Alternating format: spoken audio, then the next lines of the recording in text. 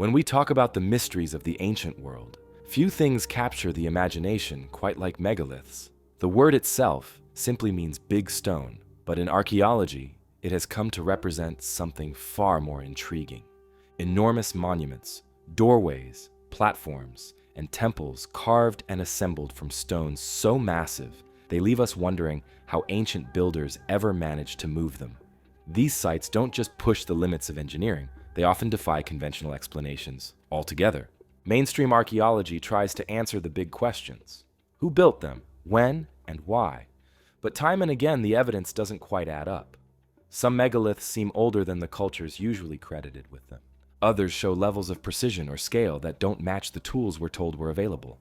And in many cases, the original purpose has been lost entirely, leaving us with structures too advanced to dismiss and too mysterious to explain.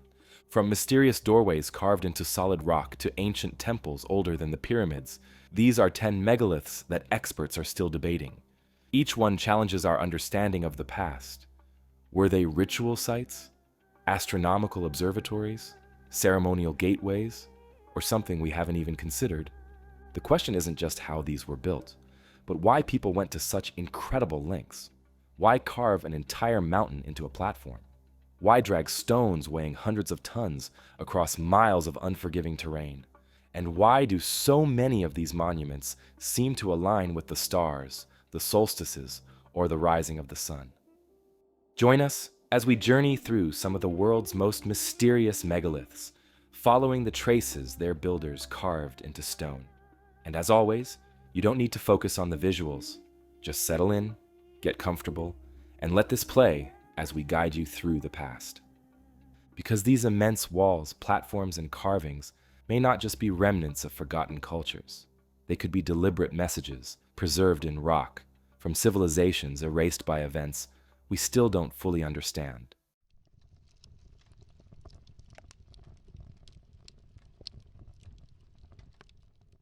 From the wide sweep of those questions, we turn to a site tucked away in the highlands of southern Peru. At first glance, it does not resemble a temple or fortress, nor does it rise above the landscape like a pyramid. Instead, it is cut directly into a reddish rock face of the Hayumarca Mountains, a remote and sparsely populated region not far from Lake Titicaca. Standing 7 meters wide and 7 meters tall, the carving is shaped unmistakably like a doorway. A large rectangular recess has been hewn into the mountain itself, with a smaller niche centered at the bottom that looks almost like a keyhole. Yet there is no chamber behind it, no structure surrounding it, only solid stone. This is Aramu Muru, sometimes called the Gate of the Gods, and it remains one of the most peculiar rock monuments in South America. The site was little known to the outside world until the early 1990s, when writers and tour operators began promoting it as a place of mystery. For local communities, though, it was already a place with stories attached. The Aymara people of the region had long described it as a portal. In their traditions, natural features like caves, springs, or carved stones could serve as doorways between the physical world and the realm of spirits. Aramu Muru fit neatly into that worldview. Travelers who passed through the area were told that shamans once approached the niche during ceremonies, pressing their foreheads to the stone and entering trances that allowed them to move beyond ordinary reality. Some legends went further, claiming that people could actually pass through the doorway and never return. One story in particular has survived in oral tradition since the time of the Spanish conquest. It tells of an Inca priest fleeing the invaders with a sacred golden disc. According to the tale, he reached the stone doorway and placed the disc into the niche at its center. The rock responded, opening a passage through which he stepped, disappearing forever. Whether this legend reflects older myth or was shaped by later storytelling is impossible to say, but its persistence shows how strongly the site has been tied to the idea of transition between worlds.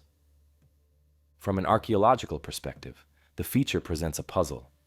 Unlike other large-scale works in the Andes, it is not part of a wider complex. There are no ruins scattered nearby, no stairways leading to it, and no indications that it formed an entrance to a larger building. It is simply a carved surface, in an isolated location. Scholars who have studied it often propose that it was an unfinished project, perhaps started and then abandoned by the Incas, or by a culture that came before them. The large recess could have been the first stage of cutting blocks out of the mountain, or the beginnings of a temple facade that was never completed. Another possibility is that it was never meant to be a functional doorway at all, but a symbolic representation. In Andean belief, the concept of a doorway was not always practical architecture, but could stand for passage into another realm, whether the world of ancestors, the gods, or the dead. What makes the site harder to classify is the care taken in its carving. The surface is symmetrical, and the smaller recess appears intentional. If it was simply abandoned stonework, why put such effort into shaping a clean frame? The absence of tool marks also raises questions, as the finish looks smoothed in a way not typical of rough, unfinished quarries. This has fueled alternative theories that it was always intended as a ceremonial structure designed specifically for ritual use. In the late 20th century, as interest in ancient mysteries grew, Aramu Muru began attracting attention beyond Peru. Some writers speculated that it was a stargate, a literal device for travel to other worlds. Others tied it to the myths of Lake Titicaca, suggesting it served as a symbolic gateway to the sacred landscape where the Inca believed their civilization had begun. The lake itself has long been surrounded by legends, with stories of gods emerging from its waters to give laws and knowledge to humanity. Seen in this light, the carved stone might have been part of a larger ceremonial tradition connecting mountain, lake, and sky. For visitors today, reaching Aramu Muru requires a trek into the Hayumarca region, a high-altitude landscape marked by rocky outcrops and sweeping views toward the lake. Those who stand before it often comment on its scale, as the doorway looms several times taller than a person. The smaller niche sits at just the right height for someone to place their head or an object within it, reinforcing the impression of deliberate design. Some travelers describe unusual sensations at the site, from dizziness to vivid dreams afterward, though such accounts are difficult to separate from suggestion and expectation. Despite its growing fame, Aramu Muru remains outside the mainstream of archaeological discussion, largely because there is no firm evidence of its origin or purpose, unlike nearby sites such as Tiwanaku or Silistani, which have been excavated and studied extensively. The stone doorway offers no artifacts, no construction layers, and no datable material. It simply exists, carved but unfinished, enigmatic yet undeniable. This lack of context has left it open to interpretation from all sides, from cautious archaeologists to speculative theorists. What can be said with certainty is that the monument embodies themes central to Andean culture: passage, transformation, and connection to the divine. Whether it was once intended as part of a larger project, a ceremonial site, or a symbolic work, it reflects a worldview in which stone was not just material, but a medium for linking worlds. Its remote setting adds to this sense, far from urban centers, but close to landscapes long regarded as sacred. The unanswered question lingers over the site. Was this simply a carved rock face that never went further, or was it a deliberate construction meant to serve a purpose we no longer understand? Without inscriptions, without adjoining structures, the answer remains out of reach. Yet the scale and form of the monument ensure it will not be forgotten. For those who visit, it stands as a silent threshold in stone, a doorway carved with precision, yet forever unopened. As we leave behind the Peruvian highlands, we carry with us the image of a massive stone portal with no passage. Was it meant as a ceremonial monument, or a door waiting for something or someone to open it? Whatever the truth, it remains a reminder that some of the world's most intriguing megaliths are not grand cities or towering walls, but solitary works of stone that hold mysteries as deep as any temple or pyramid.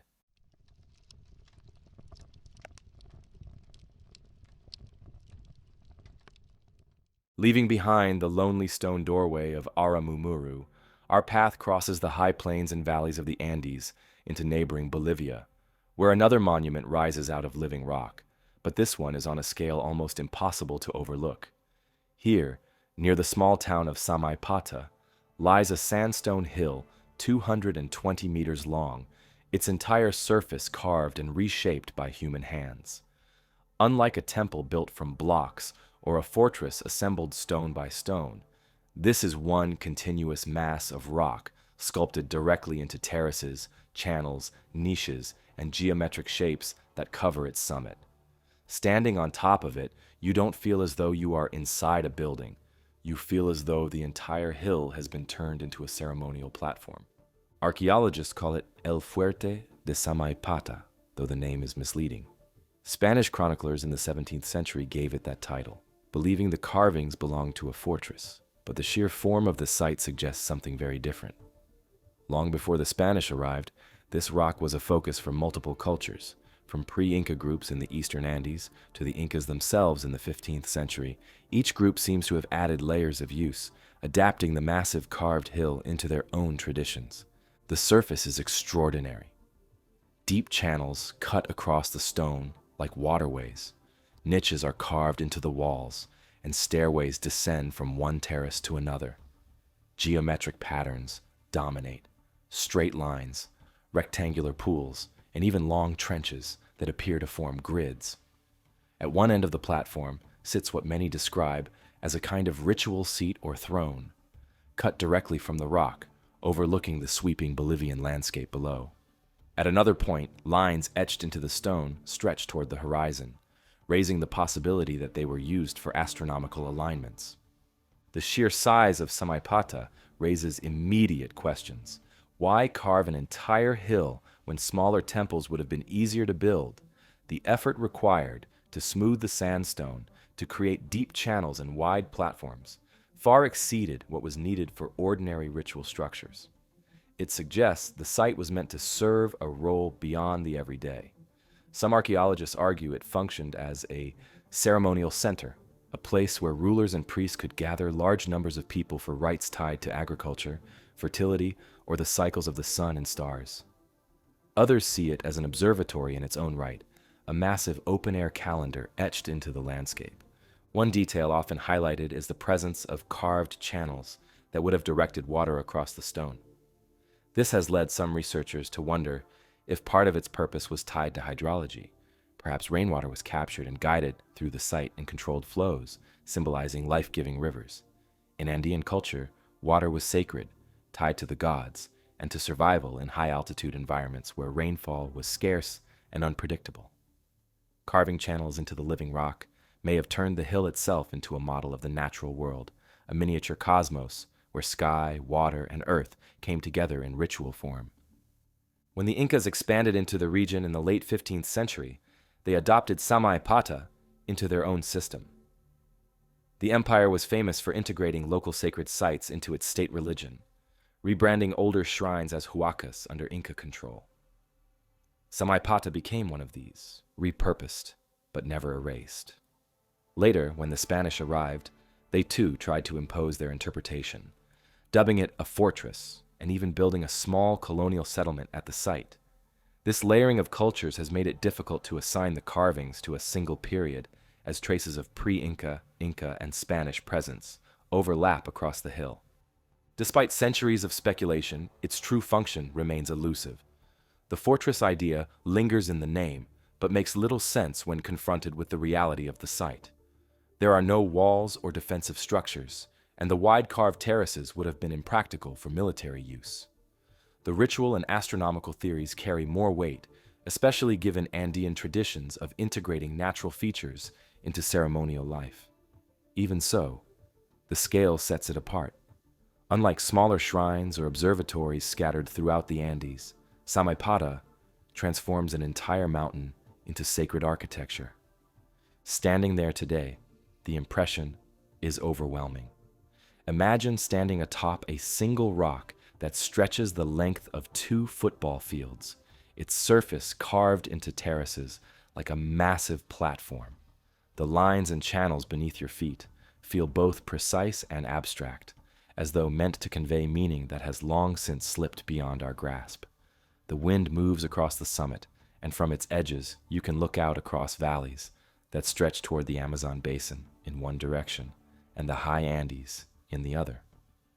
It feels less like a temple and more like a stage built for gods and humans alike.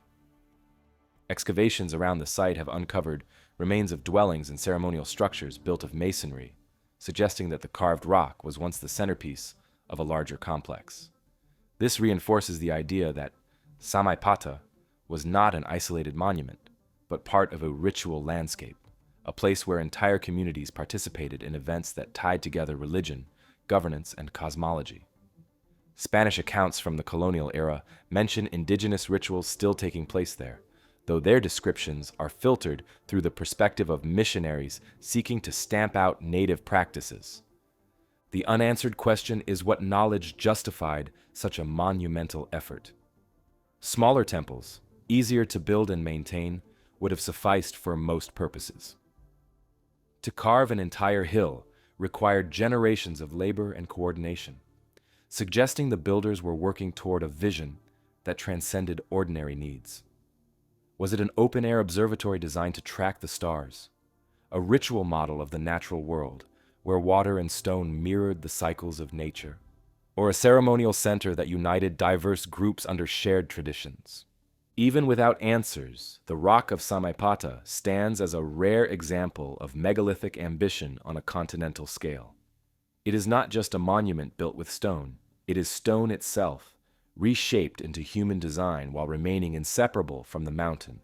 And like so many of the world's great megaliths, it leaves us facing questions that archaeology has yet to solve. Why carve a mountain when smaller temples would do? What meaning was preserved in those channels and terraces, now smoothed by centuries of weather? And what drove ancient builders to reshape an entire hill into a platform that still defies easy explanation?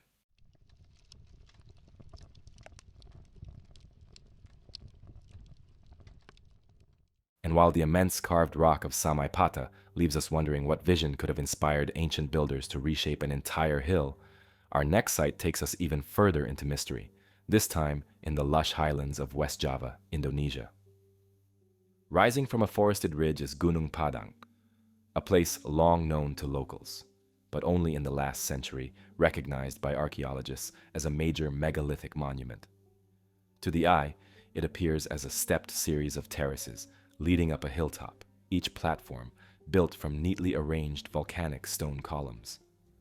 Walk among them, and it feels as though the hill itself has been transformed into a kind of stone staircase to the sky. The site's history as an object of study begins in the early 20th century, when Dutch colonial surveyors documented the unusual stone formations. Excavations later in the 1900s revealed that this was no ordinary geological outcrop, but a deliberately arranged complex. The volcanic columns, naturally hexagonal in shape, had been quarried and placed into terraces, walls, and platforms covering the summit. Local oral traditions had long spoken of the hill as a sacred place, and even before formal excavations, it was used for rituals and offerings. Mainstream archaeology typically dates the construction of the visible terraces to around 500 BC, placing them within the late prehistoric era of Indonesia, a time when megalithic traditions were common across the archipelago. Sites such as dolmens, menhirs, and stone arrangements are widespread in the region, often linked to ancestral worship and communal ritual.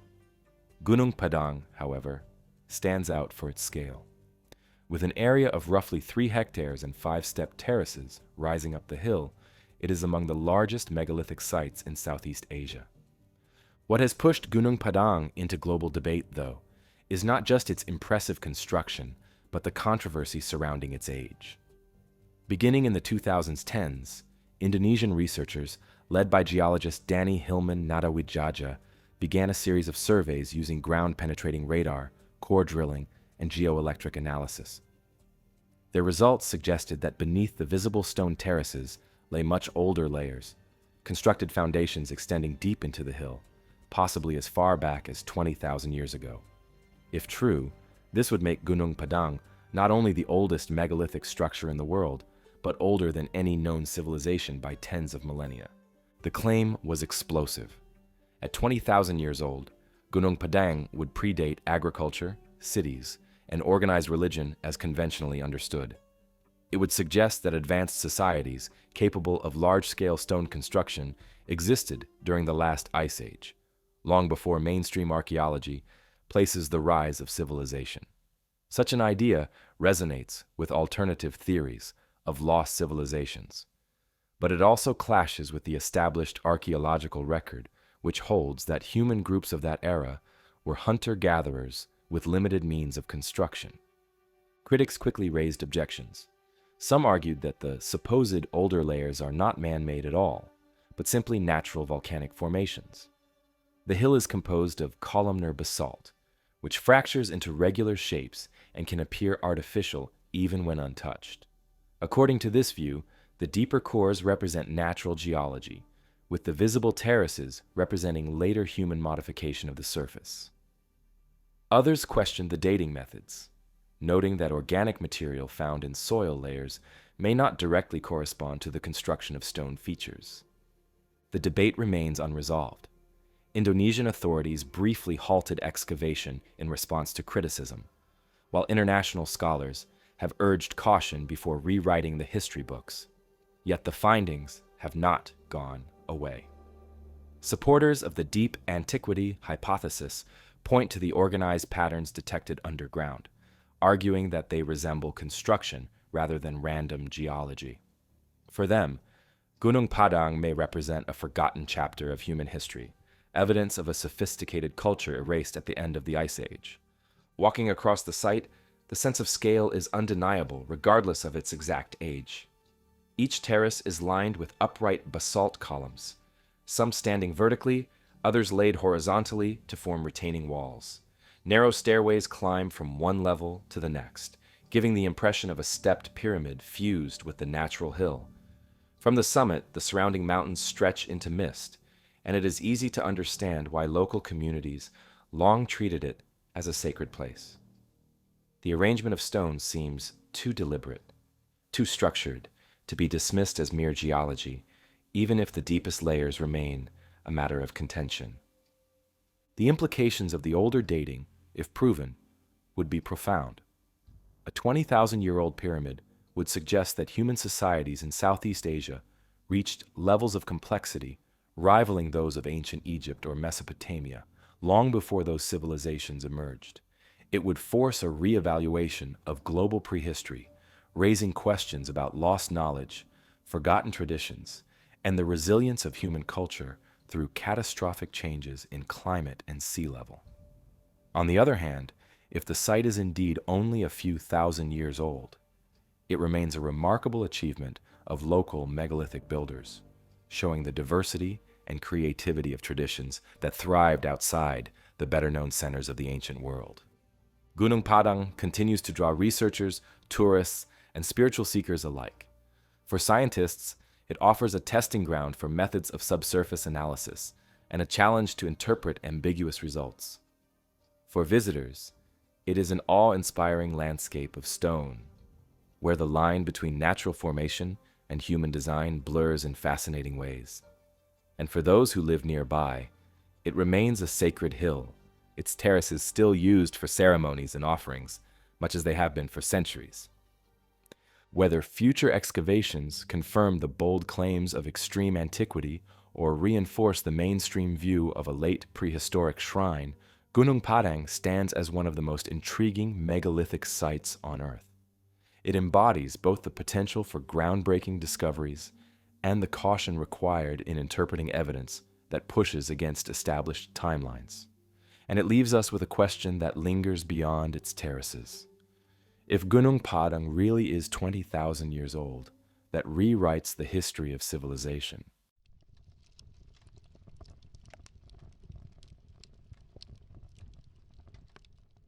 our journey now circles back to the Andes, where another monumental structure dominates the high-altitude plains of Bolivia. Here, at nearly 4,000 meters above sea level, lies the ancient city of Tiwanaku, a site that flourished long before the rise of the Inca Empire. At its center stands the Akapana Pyramid, a vast stepped platform measuring around 200 meters across, with stone-faced terraces rising in a series of levels that once formed one of the largest ritual monuments in South America. Unlike the solitary mystery of Aramu Muru or the sculpted rock of Samaipata, Akapana is part of a sprawling ceremonial complex, one that hints at an advanced and highly organized society.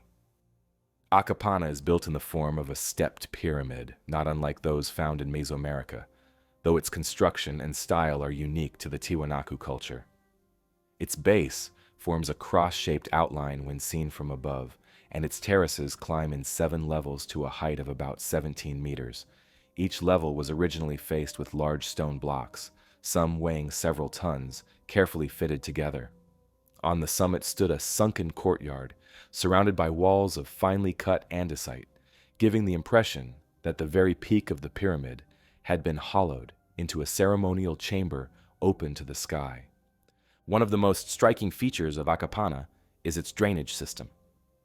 Channels and stone conduits run through the pyramid, designed to carry rainwater from the summit down through the terraces and out onto the surrounding plain. This was not simply practical engineering, but almost certainly symbolic, transforming the pyramid into a representation of a sacred mountain. In Andean cosmology, mountains were sources of life-giving water and seen as the dwelling places of powerful spirits. By building a man-made mountain that controlled the flow of water, the Tiwanaku people may have been creating a symbolic cosmos, linking sky, earth, and underworld in one monumental structure. Archaeologists generally agree that Akapana was a ritual center, used for ceremonies tied to agriculture, fertility, and astronomy. Its alignment with cardinal directions and its commanding view over the Altiplano suggest it played a role in marking solstices and seasonal cycles, crucial for a society dependent on farming in such a challenging environment.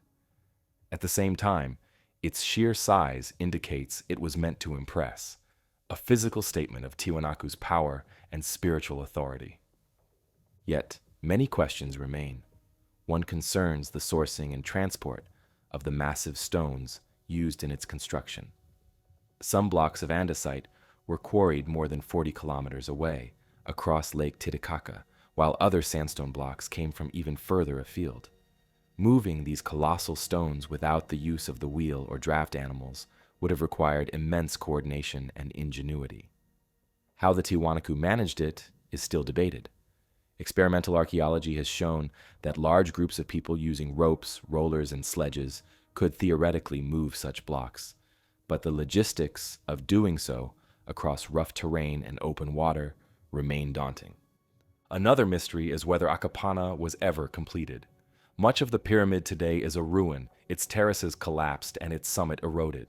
Spanish chroniclers in the 16th century described it as partially destroyed even in their time, with local people dismantling it for building materials. But some archaeologists believe the structure may never have been fully finished. Certain sections look incomplete, as if construction stopped abruptly.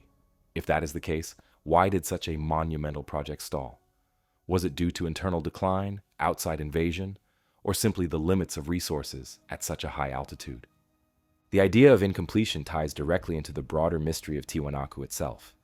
This city, which reached its peak between 500 and 1000 CE, was the center of a culture that influenced vast swaths of the Andes, yet it left no written records. Its decline is still poorly understood, though climate change and drought are leading theories. Without texts, the exact purpose of Akapana can only be reconstructed through architecture and comparison.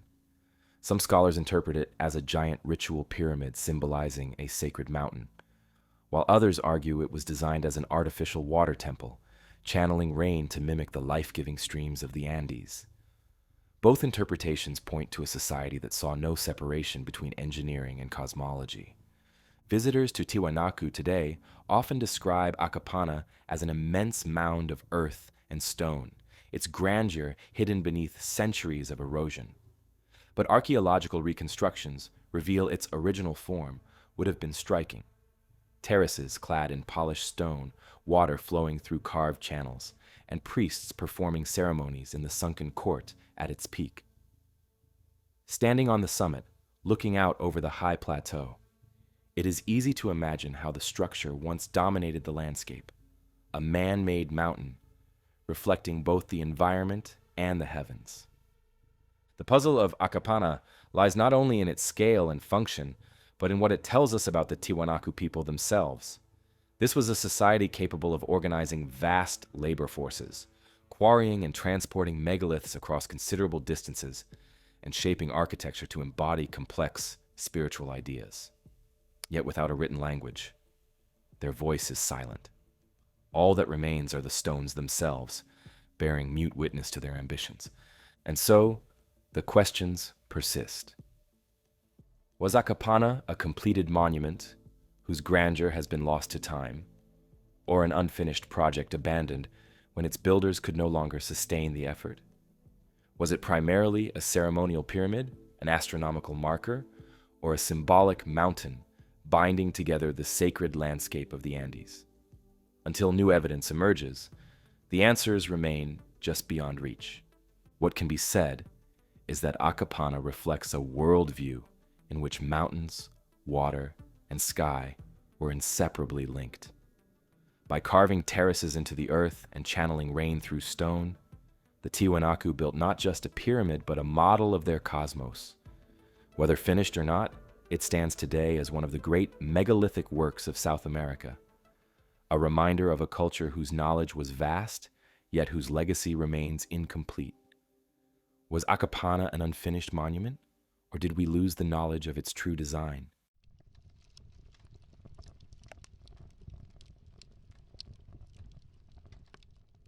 While the ruined terraces of Akapana speak of careful planning and vast labor, our next site could not be more different. Travel high into the Andes once again, this time northeast of Lima, and you reach a windswept plateau more than 4,000 meters above sea level. Here, nature and mystery collide on a scale that has fascinated explorers for nearly a century. The Marcahuasi Plateau is scattered with giant stone formations that, to many eyes, resemble faces, animals, and structures. Spread across several square kilometers, these shapes appear in such numbers that it is difficult to walk across the plateau without seeing what looks like a profile, a head, or a figure staring back at you from the rock. Marcahuasi first came to wider attention in the 20th century when explorers and writers began documenting its unusual formations. Locals had long regarded it as a sacred landscape, but it was researcher Daniel Russo who, in the 1950s, made the plateau famous. Russo argued that the shapes were not the work of erosion alone, but the remains of ancient sculptures created by a forgotten civilization. In his view, the plateau was a kind of massive gallery, its figures representing humans, gods, and animals from a time so remote that no records survived. His writings spread internationally, drawing interest from archaeologists, mystics, and travelers alike. The formations themselves are striking. Some rocks rise as towering outcrops, while others spread horizontally across the plateau. Yet again and again, they seem to take on familiar shapes. Visitors point to what they call the monument to humanity, a rock face resembling a human head in profile. Others see lions, camels, or even sphinx-like figures etched into stone. The sheer number of these apparent likenesses has fueled decades of debate. Are they the deliberate work of ancient artisans, or is the human brain simply wired to find patterns where none exist? Geologists lean toward the latter explanation. The plateau is composed largely of volcanic rock, shaped by wind and water over countless millennia. Natural erosion can produce remarkable forms, and the phenomenon of pareidolia, the tendency to perceive faces and figures in random shapes, is well documented. To them, the Marcahuasi figures are impressive but accidental, the result of natural forces combined with human imagination. Supporters of the sculpted theory counter that some formations are too precise to dismiss. They argue that the angles, proportions, and alignments of certain figures suggest deliberate shaping. Some even propose that the site may have been worked in stages, with natural outcrops enhanced by human hands. If so, the question becomes, who carved them, when, and for what purpose? No mainstream archaeological evidence ties the plateau to any known culture, though pre-Inca groups inhabited the surrounding valleys. Without artifacts or datable remains, the theory remains speculative, but the allure of a lost civilization lingers. Local legends add another layer. Communities near the plateau have long treated it as a sacred place, associated with healing, visions, and mystical experiences. Shamans have used it for ceremonies, and modern visitors often describe unusual sensations or strange dreams after spending nights among the rocks. The altitude and isolation may play a role in these perceptions, but the legends persist, reinforcing the sense that Marcahuasi is more than just geology. Alternative theories have flourished in this environment. Some fringe researchers claim that the plateau preserves messages from an ancient global culture encoded in stone for future generations to discover. Others suggest astronomical alignments, proposing that the rock figures were arranged to mirror constellations or track celestial cycles. A few even connect the site to extraterrestrial visitation, arguing that the sheer size of the figures and their supposed global parallels are evidence of contact. These ideas lie outside mainstream scholarship, but they have kept Marcahuasi firmly in the spotlight of mystery tourism. From a practical standpoint, one of the challenges in resolving the debate is the absence of excavation. Unlike structured sites, such as Tiwanaku or Gunung Padang, Marcahuasi shows no clear walls, foundations, or artifacts that can be studied. Its mystery rests entirely in the shapes of its rocks. Without cultural material to anchor it, archaeology struggles to move beyond speculation. This leaves interpretation wide open, with skeptics and believers both seeing what they expect to find. Standing on the plateau, the experience is powerful regardless of belief. The altitude creates a stark landscape, with wide skies and little vegetation. The rocks stand out in sharp relief against the horizon, their weathered surfaces glowing in the changing light of day. In such a setting, it is not difficult to see faces in stone or animals etched by some ancient hand. Whether natural or man-made, the effect is the same, a feeling of stepping into a landscape alive with presence. Theories on how such figures could have been made range from the simple to the extreme. If ancient hands were involved, basic tools could have chipped away at volcanic rock to accentuate natural shapes, much as other cultures carved petroglyphs and statues. The when is harder to pin down. Some proponents claim immense antiquity, tens of thousands of years ago, while skeptics argue there is no evidence for human activity beyond the last few millennia. Who would have built them is equally uncertain. Peru is rich with cultures that shaped stone in creative ways, from the builders of Chavin to the Inca themselves, but no direct connection has been found. In the end, Marcahuasi occupies a unique place among megalithic mysteries.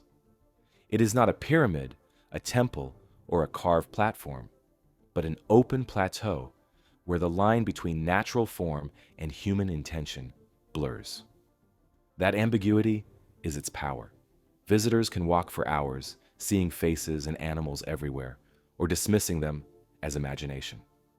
Scholars can argue geology versus artistry, but the rocks remain silent and imposing at 4,000 meters above sea level.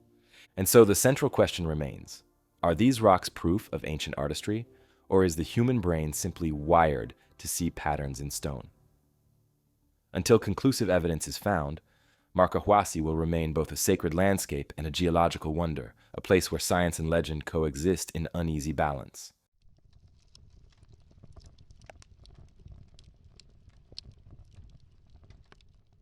High on the Shunik Plateau of southern Armenia lies a windswept field dotted with hundreds of basalt monoliths, each standing like a sentinel against the backdrop of distant mountains. This site, known as Zorats Karar, has captured imaginations for decades and earned the popular nickname Armenia's Stonehenge. Spread across an area of about 7 hectares, the site is made up of more than 200 standing stones, many of them weighing several tons. Some of these megaliths are pierced with circular holes, cut cleanly through the stone, a detail that has sparked endless speculation about their function. The stones are arranged in a loose pattern of lines and circles, creating an impression of deliberate organization rather than random placement. Visitors walking among them notice alignments that seem to frame the horizon, as if the stones were set up to mark the rising and setting of the sun or stars.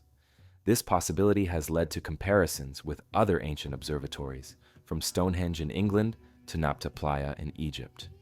At the same time, excavations have uncovered burials within the area, suggesting the site may also have served as a necropolis. The dual nature of Zorats Kara, astronomical and funerary, has become central to debates about its true purpose. Dating the site has proven especially difficult. Some archaeologists place its construction around 2000 BC, situating it in the Bronze Age alongside other megalithic traditions in the region. Others, however, argue that parts of the site may be far older, potentially dating back to 5,500 or even 7,500 BC. If those older estimates are correct, Zorats Kara would stand among the earliest known monumental sites anywhere in the world, predating both the Egyptian pyramids and Mesopotamian ziggurats. The range of dates reflects the complexity of the evidence.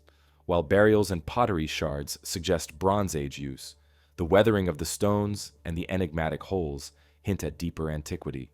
The holes themselves are perhaps the most intriguing feature. Roughly a third of the stones contain these circular openings, drilled straight through the basalt with surprising precision. Some researchers suggest they were used for astronomical observations, allowing ancient skywatchers to sight stars and track celestial movements with greater accuracy. When aligned with specific points on the horizon, the holes may have marked solstices, equinoxes, or the rising of key constellations. This would have transformed Zorats Kara into an open-air observatory, enabling its builders to track time and seasons in a landscape where agriculture depended heavily on celestial cycles. Not everyone agrees with this interpretation. Skeptics argue that the holes may have served more practical purposes, such as attaching wooden beams or ropes during construction, or even for acoustic effects in rituals. Others believe the holes were carved in later periods, possibly in the Middle Ages, and are not part of the original design. The debate continues, leaving the question of their true function open. As for who built Zorats Kara, scholars generally agree it was the work of local cultures that thrived in the Armenian highlands during the Bronze Age. These societies left behind numerous megalithic sites, stone tombs, and fortified settlements across the region, showing a deep tradition of monumental stonework. If the older dates are correct, however, it would suggest the involvement of cultures far earlier, whose identities remain unknown. That possibility feeds into alternative theories that see Zorats Kara as evidence of a lost civilization with advanced knowledge of astronomy. Excavations at the site have revealed stone tombs and artifacts associated with funerary practices, reinforcing the necropolis interpretation. Some of the standing stones appear to mark burial chambers, forming a landscape of both the living and the dead. In many ancient cultures, the act of aligning tombs with celestial events carried symbolic meaning, linking ancestors to the cycles of the heavens. This idea bridges the two main theories. Zorats Kara could have been both a cemetery and an observatory, a place where the movements of the sky were observed in concert with rituals honoring the dead. Visitors to Zorats Kara today often remark on the atmosphere of the place. The stones rise in uneven rows across the plateau, some upright, others leaning or collapsed, yet the sense of intentionality remains strong. The holes in the monoliths invite curiosity. One cannot help but look through them toward the horizon, as though stepping into the role of an ancient astronomer. The combination of stark basalt stones, wide skies, and distant mountain ridges creates an impression of timelessness, as if the site has been watching both stars and people for millennia. Alternative interpretations extend even further. Some fringe researchers claim that the precision of the holes indicates the use of advanced drilling techniques unknown to Bronze Age cultures.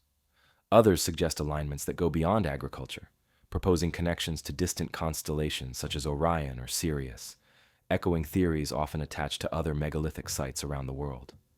While mainstream archaeologists caution against such leaps, they underscore the fascination Zorats Kara holds as a crossroads of science, ritual, and imagination. The broader context of Armenia adds depth to the discussion.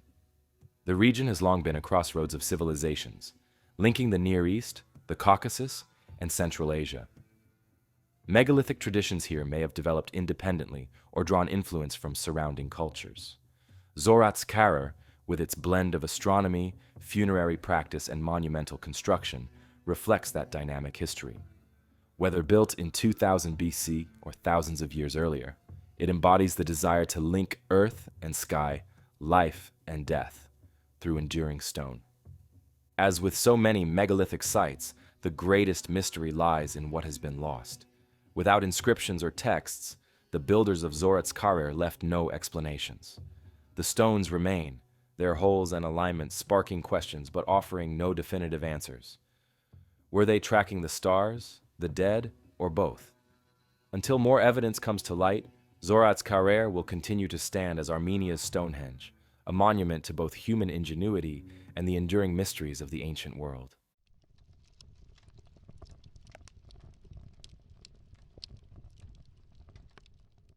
Across the Horn of Africa, where the Ethiopian highlands stretch into rolling fields and ancient valleys, lies one of the continent's most intriguing megalithic landscapes.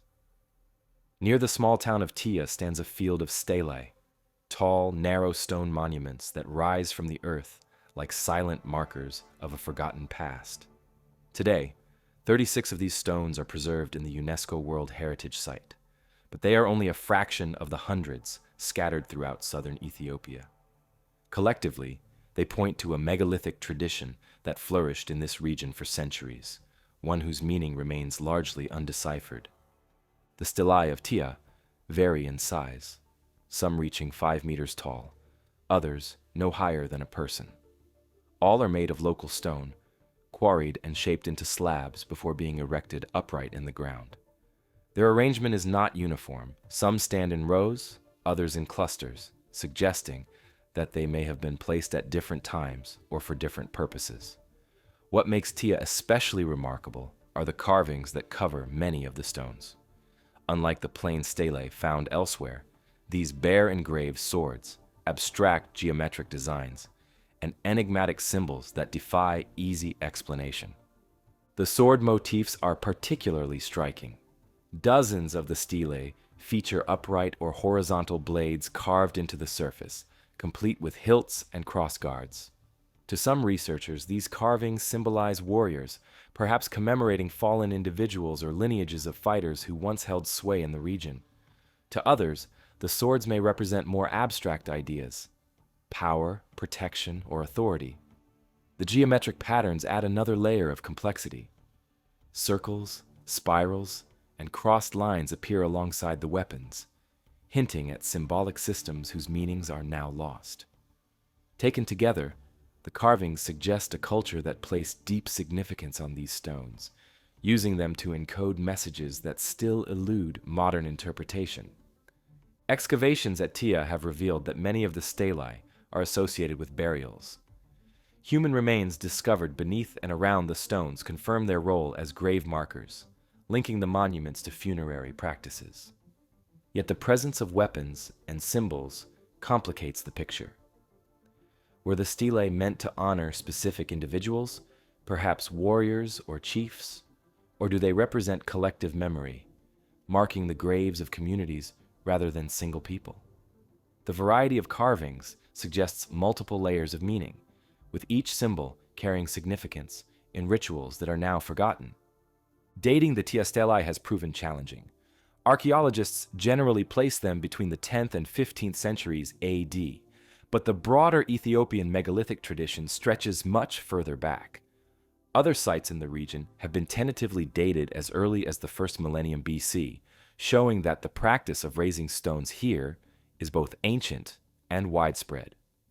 Whether Tiya represents a continuation of older traditions or a unique cultural development remains uncertain. Without written records, the builders remain anonymous, their identity inferred only from the stones themselves. Theories about who erected the Tiya Stelae vary. Some suggest they were raised by Cushitic-speaking groups who dominated southern Ethiopia in the medieval period. Others point to shifting alliances and migrations, arguing that the stelae may represent cultures now extinct. The symbolism of the swords hints at a martial society, one where warfare or defense played a prominent role. Yet the absence of clear historical references means these connections remain speculative. What is clear is that whoever built Tiya possessed both the technical skill to quarry and transport large stones, and the symbolic imagination to transform them into lasting cultural statements. Alternative theories have also emerged. Some researchers propose that the carvings are not simply decorative but encode complex cosmological or social systems. The geometric shapes, for instance, may represent clan symbols, territorial markers, or even astronomical references. Others go further, suggesting that Tiya may have been part of a ritual landscape extending across Ethiopia, a network of megalithic sites tied together by shared belief systems. While these ideas remain unproven, they reflect the difficulty of interpreting a monument without direct cultural continuity. The wider context reinforces the mystery. Ethiopia is home to thousands of megaliths, from uncarved standing stones to elaborately decorated stelae like those of Tiya. The sheer number of sites suggests a long-standing tradition of stone erection that was central to identity, memory, and ritual. In the northern city of Axum, giant obelisks once stood as symbols of imperial power, showing how stone could serve as a medium for both religion and politics. Tiya may represent a more localized version of the same impulse, a way of giving permanence to authority, memory, and cosmology in a landscape otherwise defined by change. Walking among the stelae today, visitors are struck by their atmosphere of solemnity. The stones stand at slight angles, weathered by centuries of wind and rain, yet their carvings remain visible. The swords in particular seem to demand attention, their lines cutting sharply across the surfaces of the stones. Some appear upright, as though ready for battle, while others lie horizontal, perhaps signifying death or rest. The abstract symbols invite interpretation, drawing the eye again and again as one tries to discern meaning in their repetition. It is a landscape of coded messages, written in stone, but in a language that no one alive can read. The unanswered questions give Tiya its enduring fascination. Why swords? And why so many? Were they literal, representing warriors buried beneath the stones, or metaphorical, symbolizing the strength of entire communities? What do the geometric symbols mean, and why were they chosen to accompany the weapons? And perhaps, most importantly, who were the people who raised these stelae, leaving behind monuments of such significance yet vanishing so completely from the historical record? UNESCO recognition has ensured that Tiya is preserved and studied, but much of the mystery remains. For now, the site stands as a reminder of the depth and diversity of Africa's megalithic traditions, often overlooked in global narratives of prehistory. Its stones speak of a culture that valued memory, symbolism, and artistry, but whose voice has been lost to time. The swords carved here may represent warriors or entire forgotten cultures.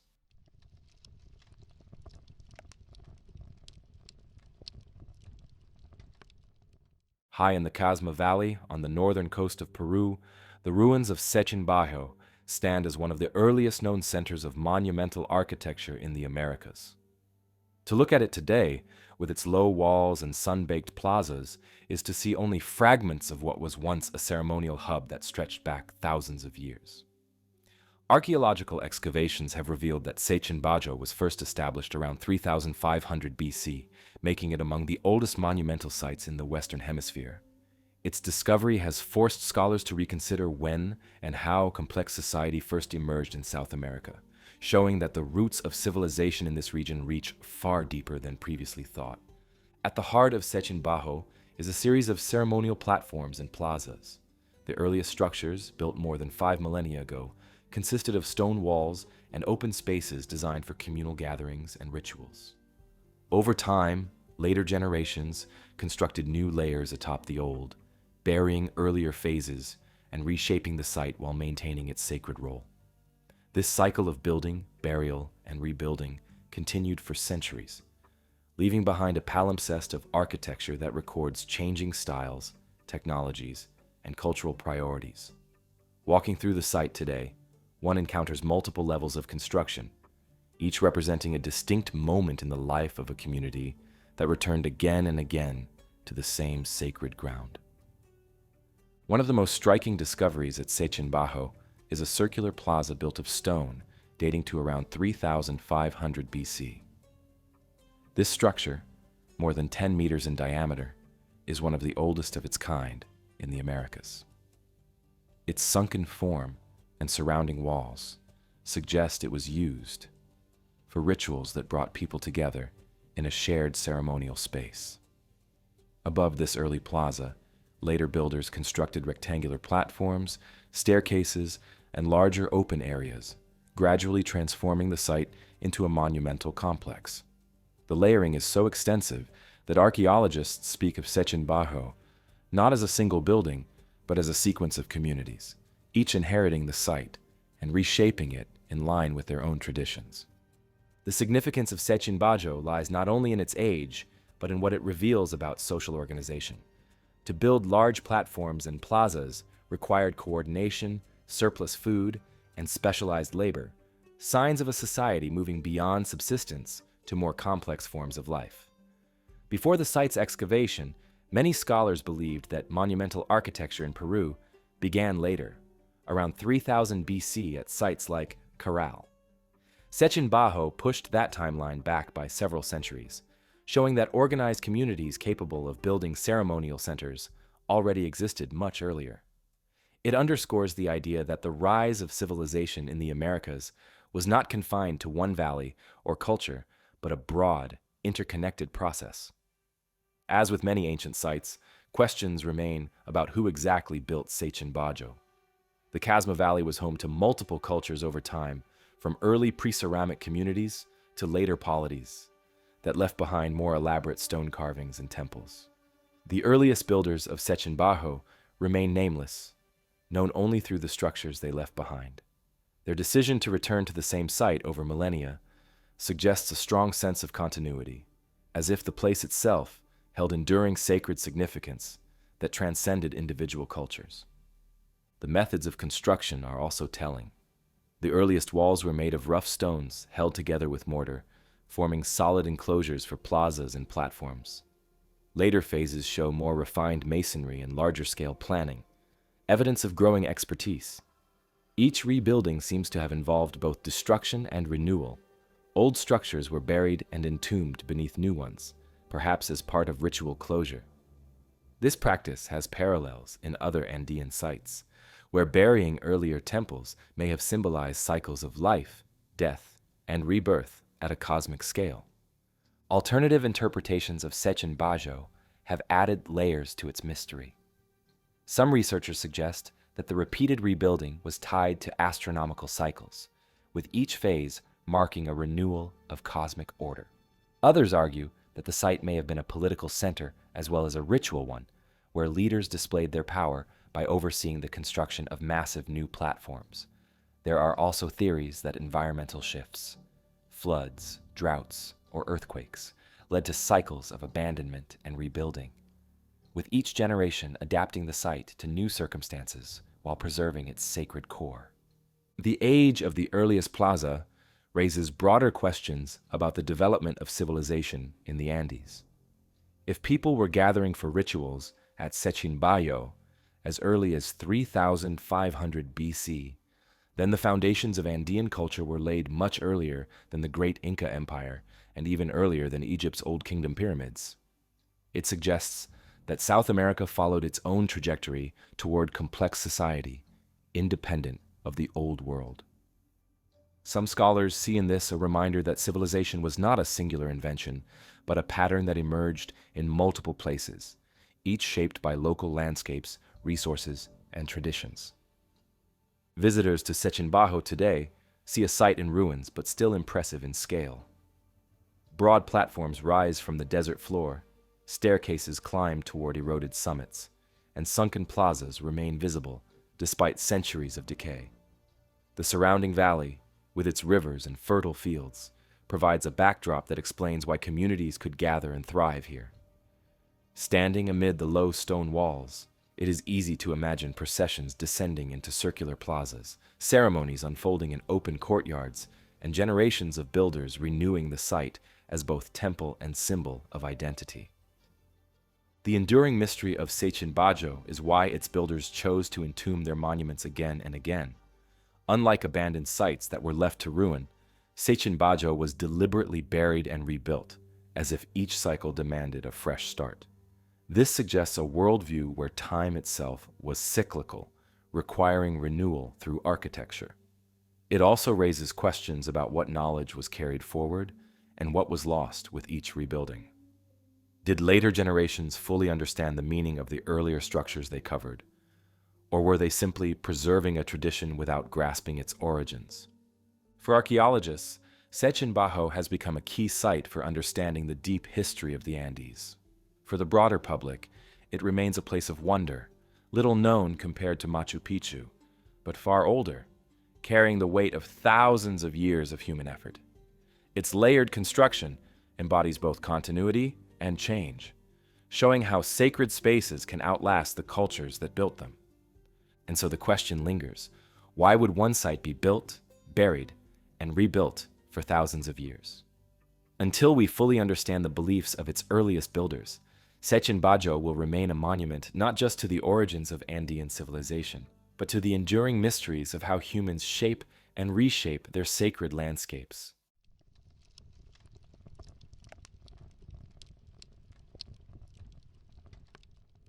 On the northern shore of Lake Issyk-Kul in Kyrgyzstan, framed by the snow-capped Tian Shan Mountains, lies a vast open-air gallery that has puzzled and inspired generations of visitors. Known as the Cholpon-Ata Petroglyphs site, it stretches across some 40 hectares of rocky ground, where more than 5,000 boulders are carved with images of animals, humans, symbols, and scenes that span centuries of human expression. From hunting parties chasing ibex, to intricate solar motifs and depictions of chariots rolling across the stone, the site offers one of the most impressive collections of rock art in Central Asia. Yet the question remains, were these carvings simply records of daily life and belief, or did they encode a deeper system of meaning that we no longer understand? The petroglyphs at Cholpon-Ata range in age from the Bronze Age, around 1500 BC, to the early Middle Ages. This makes the site a palimpsest of cultures, each etching their world into the granite stones scattered across the landscape. The oldest images are often simple but powerful. Large, wild animals such as deer, ibex, and wild bulls, sometimes shown in the midst of being hunted. These scenes may have had practical significance, serving as depictions of the animals most important for survival. At the same time, they may also have held symbolic meaning, with the act of carving them into stone tied to rituals of hunting magic, an attempt to ensure success in the chase by representing it beforehand. Later carvings introduce new elements. Chariots, for example, appear in Iron Age petroglyphs, a sign of cultural connections across the Eurasian steppe. The arrival of the horse and wheeled vehicles transformed societies in this region, and the carvings at Cholpon-Ata capture that shift in vivid detail. Other images show human figures engaged in dances or rituals, while geometric shapes and solar symbols suggest cosmological concerns. The sun, often represented as a circle with radiating lines, appears again and again, reinforcing the idea that celestial cycles played a central role in the worldview of these ancient peoples. The arrangement of the petroglyphs adds another layer of intrigue. While many appear randomly scattered across the rocky terrain, clusters of stones form alignments that some researchers believe were intentional. Certain groups of carvings seem to point toward the horizon in ways that may have marked the solstices or other astronomical events. This raises the possibility that Cholpon-Ata was not merely an art gallery, but a ritual landscape, where stone and sky came together in ceremonies that linked human life to the cosmos. Whether these alignments were deliberate or coincidental remains debated, but the idea underscores the complexity of interpreting rock art without written records. Who carved these images is a question without a single answer. Over more than 2,000 years, different cultures occupied the Issyk-Kul region. Bronze Age pastoralists, Scythian tribes, and later Turkic groups all left their mark, each adding new layers of imagery. The continuity of carving across such a long span of time suggests that the act itself carried enduring significance, even if the exact meanings shifted with each generation. The tools and methods varied as well, from pecking the stone with harder rocks to incising finer lines with metal instruments as technology advanced. How these petroglyphs were meant to be used also remains uncertain. Some scholars emphasize their role in ritual, pointing to the prevalence of hunting scenes as evidence of ceremonies aimed at securing success. Others highlight the cosmological symbols, arguing that they formed part of a broader system of beliefs about the universe. Still others see them as markers of territory or clan identity, transforming the rocky plain into a sacred landscape of memory and meaning. The lack of direct ethnographic parallels makes all these theories tentative, but the richness of the imagery supports the idea that the carvings were more than casual decoration. Alternative interpretations add further possibilities. Some researchers argue that the solar motifs and alignments could reflect an early form of astronomical knowledge, with the site functioning as an observatory as well as a ceremonial space. Others suggest that the carvings encode mythological stories, narratives of creation and struggle that were passed down orally but recorded in symbolic form on the rocks. More speculative voices even propose that the sheer density and variety of carvings point to a kind of prehistoric archive, a deliberate attempt to preserve knowledge in stone long after it was needed in daily life. The dating of Cholpon-Ata's carvings underscores the site's importance in world prehistory.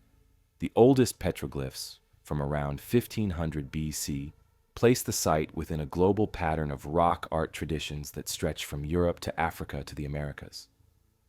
The fact that carving continued here into the Middle Ages speaks to the resilience of this practice in Central Asia, even as cultures shifted and new technologies emerged.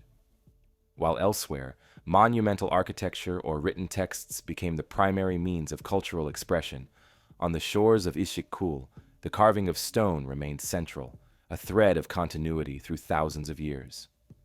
For visitors today, the Cholpon-Ata site feels both immense and intimate. Spread across open ground with few modern intrusions, the stones sit as they have for millennia, scattered yet somehow connected. Walking among them, one encounters ibex leaping in frozen arcs, chariots rolling across timeless landscapes, and human figures etched in poses that still suggest movement. The sharp mountain air and vast sky amplify the sense of stepping into a place where past and present blur, where ancient voices still whisper through the marks left on granite. The greatest mystery of Cholpon-Ata is what lies behind the images. Were they simple depictions of daily life? Art for art's sake in a prehistoric context? Or were they fragments of a lost worldview, symbols that conveyed meaning now inaccessible to us? The hunting scenes, chariots, animals, and solar signs could be records of events, or they could be pieces of a cosmology that ordered life, death, and the heavens in ways we no longer comprehend. Until more is uncovered, Cholpon-Ata will remain an open book written in stone, inviting interpretation but resisting certainty. It is both art and enigma, both history and mystery. Were these carvings just art, or did they encode a lost worldview in stone?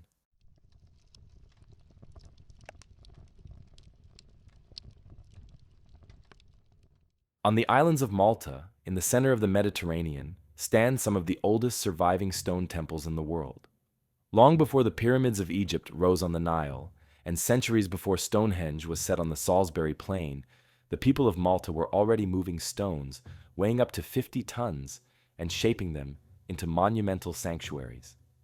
The megalithic temples of Malta, which include sites like Hagar Kim, Menajdra, and Gantaija, date back to around 3600 BC, making them some of humanity's earliest experiments in large-scale architecture. Their sheer antiquity alone makes them remarkable, but their design, precision, and mystery elevate them into one of the great puzzles of prehistory. The temples are spread across the islands of Malta and Gozo, each with its own distinctive form, but united by common features. They are typically built as clusters of semicircular chambers, sometimes described as resembling clover leaves when viewed from above. At Hagar Kim, the outer walls are formed from upright megaliths so large that modern cranes would struggle to move them. Some blocks weigh 20, 30, even 50 tons, set together with such precision that they still stand after more than 5,000 years of exposure to wind and sea air. Inside the chambers, smaller stones create passageways and altars, forming interior spaces that seem designed for ritual use. Mnajdra, located near Hagar Kim, on Malta's southern coast, demonstrates another dimension of this achievement: alignment with the cosmos. The central temple is oriented so that on the spring and autumn equinoxes, the rising sun shines directly through its doorway, illuminating the inner chamber. On the summer solstice, sunlight falls on one side of the entrance, while on the winter solstice, it falls on the other. These alignments suggest that the builders not only mastered stone construction, but also carefully observed the movements of the heavens, embedding astronomical knowledge into their sacred spaces. On the island of Gozo, the Gantija temples stand as perhaps the most imposing of all. Their name means place of giants, a reference to the belief that only beings of enormous strength could have erected them. The walls here rise more than 6 meters, with colossal blocks forming the core of the structure. As at other Maltese sites, the temples include multiple apses and central passageways, creating spaces that may have been used for processions, offerings, or communal rituals. Archaeologists have uncovered altars, animal bones, and figurines, evidence that the temples were centers of worship where feasting and sacrifice formed part of religious life. The builders of these temples remain unknown. No written records survive from the culture that raised them, and by around 2500 BC, the society itself seems to have vanished, leaving only the stones behind.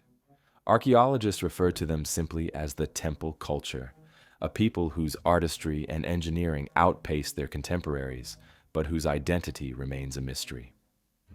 Their disappearance adds to the enigma. Did they collapse under environmental stress, disease, or social upheaval? Or were they absorbed by incoming groups, their traditions fading over time? Without texts, only the stones bear witness. How such an island culture managed to move blocks weighing 50 tons with only Stone Age tools is one of the enduring puzzles. Excavations have uncovered spherical stones thought to have been used as rollers, suggesting the builders may have employed simple yet effective methods to transport megaliths across the landscape. Levers, sledges, and manpower could have done the rest, though the sheer logistics of organizing such efforts on a small island with limited resources point to a highly cooperative society. The fact that this level of construction was achieved repeatedly across multiple sites indicates that the techniques were well understood and systematically applied. Dating to 3600 BC, the Maltese temples predate Stonehenge by a millennium, and the Great Pyramid of Giza by nearly 1,000 years. This makes them some of the earliest freestanding stone structures in the world. Their survival into the present is extraordinary given their exposure to the elements. Some temples show evidence of multiple building phases, with earlier structures expanded and rebuilt over centuries. This continuity suggests a long-lived religious tradition that tied generations of Maltese communities to the same sacred spaces, much like Sechin Bajo in Peru or other sites where rebuilding carried symbolic weight. Alternative theories about the temple's purpose and construction have flourished. Some suggest they were not only ritual centers but also astronomical observatories with alignments to solstices, equinoxes, and perhaps even star constellations. Others speculate that the temples may have served as models of a cosmic order, their semicircular chambers representing the womb of the earth or the cycles of life and death. More fringe ideas argue that the precision and scale point to lost knowledge, perhaps advanced techniques of stoneworking that we no longer understand. While mainstream archaeology rejects such claims, The very existence of these monuments at such an early date invites questions about the scope of prehistoric achievement. The figurines found within the temples add further layers of interpretation. Many depict corpulent female figures, often interpreted as fertility goddesses, suggesting that rituals of life, reproduction, and renewal played central roles. Altars stained with animal remains point to sacrifices, possibly offerings to deities or ancestral spirits. Yet the exact nature of the religion practiced here remains obscure. Without texts, interpretation depends on material evidence and analogy, leaving plenty of room for debate. Visitors to the temples today encounter an atmosphere both ancient and strangely modern. The sheer size of the stones, the cleverness of their construction, and their cosmic alignments create a sense of intentionality that resonates even across millennia. Standing at the doorway of Menajdra on the equinox, watching the sun rise in perfect alignment with the temple's axis, connects modern observers with the same cycles of sky and earth that guided its builders thousands of years ago. It is a reminder that long before the pyramids or classical temples, human societies were already shaping stone into architecture that embodied both practical skill and profound symbolism. The megalithic temples of Malta remain an unsolved puzzle. How did an island culture with Stone Age tools move 50-ton stones and fit them into enduring structures? Why did their builders vanish, leaving behind monuments but no memory of who they were? And what beliefs animated their repeated efforts to construct such elaborate sanctuaries? The answers may never be fully known. What is certain is that the Maltese temples stand as some of the earliest and most ambitious works of architecture in human history, monuments that still command awe and provoke questions more than 5,000 years after their construction. Now we want to hear from you. Which of these megaliths blew your mind the most? Did we miss one that deserves a spot in a future video? Drop your theories and suggestions in the comments. We always read them, and they often spark new episodes. If you enjoyed this journey, make sure to subscribe and turn on notifications so you're notified of our future uploads. We have even stranger ruins, lost cities, and ancient puzzles lined up, and you won't want to miss what's coming next. Thanks for watching. Thanks for thinking. And until next time, as always, stay curious.